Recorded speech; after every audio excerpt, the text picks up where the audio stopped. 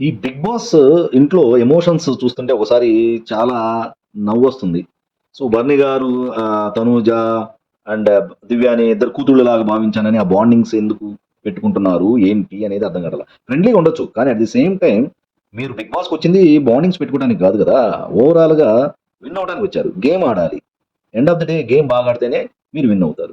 So, మనకి ఈ bondings పెట్టుకోవడం వల్ల మెయిన్ ఎఫెక్ట్ అయింది. దివ్య గారు గూడా బన్నీ గారు బయటికెళ్తున్నప్పుడు చాలా ఎమోషనల్ అయిపోయి, "ఇక నేను ఉండలేను. I miss you. అసలు మీరు లేకుండా నేనెలా ఉంటాను?" అది ఇది అంటున్నారు. సరే, నా చిన్న సలహా ఏందంటే, సో, 'బిగ్ బాస్' కూడా ఓకేనమ్మా మీ అన్నగారు, నాన్నగారు, బన్నీ గారు లేకపోతే మీరు ఉండలేరు గదా!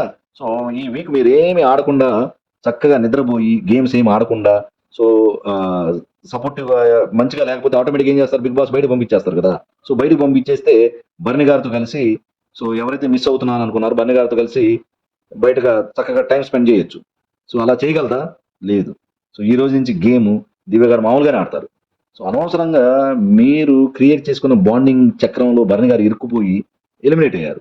సో, ఎలిమినేట్ అది మీ మిస్టేక్ గూడా ఉంది అని మీరు తెలుసుకొని మంచిగా ఆడితే ఇది బెటర్ అని నాకనిపిస్తుంది.